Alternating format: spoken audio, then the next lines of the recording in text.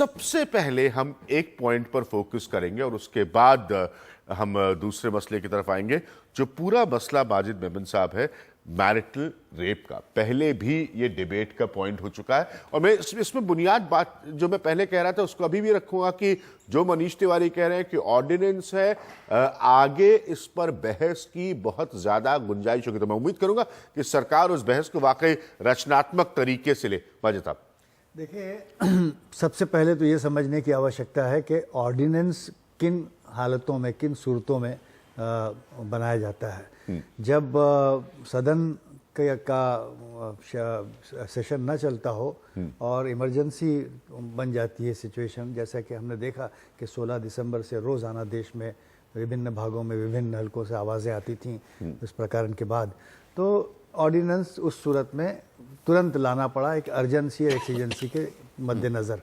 अब सवाल ये है कि कानून हमारा जो कहता है कि भाई ये ऑर्डिनेंस पार्लियामेंट का जब सेशन होगा तो वो रेटिफाई होगा, और इस ऑर्डिनेंस में अभी हमने वित्त मंत्री को सुना जो आपने हमें बताया, जिसमें उन्होंने कहा कि वर्मा कमेटी के रिकमेंडेशंस को खारिज नहीं किया गया है, उसमें से कुछ एक्सेप्ट किए गए हैं, कुछ पर चर्चा की जा सकती है। और वैसे भी जब सदन का सेशन शुरू होगा, आने वाला सदन बजट सेशन, उसमें इस मामले पर ज़रूर विचार विमर्श होगा। और अगर ऐसा लगता है कि भाई कानून में अब भी कहीं कमी रह जाती है इस ऑर्डिनेंस के बाद भी, हम स्पेसिफिक पॉइंट्स पर आएंगे माजिद साहब। जैसे मैंने कहा कि जो मैरिटल रेप का पॉइंट हम उससे शुरू करेंगे ताकि लोगों को समझ में। हाँ, कविता आप कुछ कहना चाह रही थी? मैं उसी पर बोलूं? हाँ जी प्लीज। हाँ। मैं ये कहना चाह रही थी कि पहला जस्ट ब्रीफली मैं ये भी कहूं कि देखिए, बात ये नहीं है कि अध्यादेश क्यों लाए, बात यह है कि अध्यादेश आप जस्टिस वर्मा सिफारिशों पर आधारित नहीं ले आई।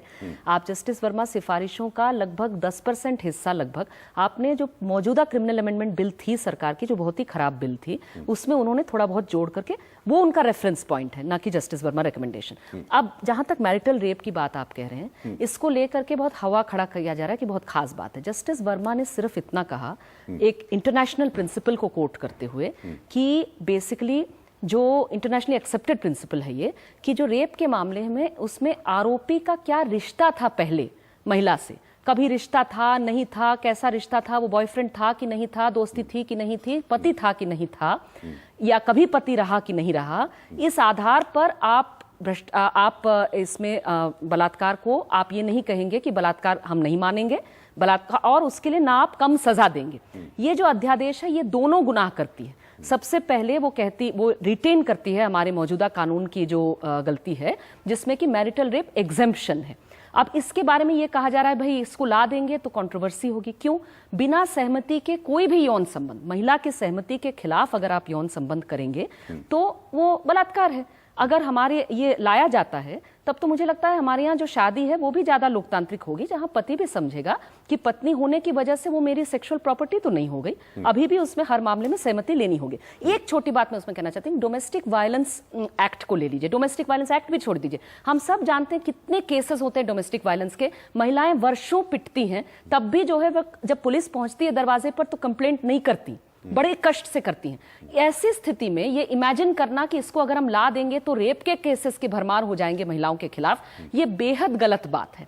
और ये कतई इसका ये नहीं है। इस कानून में एक और जो बड़ी प्रॉब्लम है कि सेपरेटेड वाइफ, जो महिला अपने आप को अलग कर चुकी पति से, उसके लिए भी जो वो प्रावधान रखे हैं, अभी भी मेंटेन किए, जो मौजूदा प्रावधान है, जिसमें अगर रेप करता है पति, कभी जो पति रहा वो आकर के, तो उसमें कम सजा, 2 ईयर मिनिमम सेंटेंस को 2 साल किया है, जो कितनी गलत बात है। इसका मतलब आप कह रहे हैं कभी वो तुम्हारी पत्नी थी, तो इसका मतलब अब समझ में आ रहा है कि हो सकता है थोड़ा लीनियंसी बरतनी पड़ेगी अगर आपने बलात्कार किया। ठीक है, प्रशांत भूषण साहब आपका कमेंट लेना चाहूंगा। ये जो पहला पॉइंट हम रेस कर रहे हैं मैरिटल रेप का, क्योंकि ये बहुत पुरानी बहस है सर।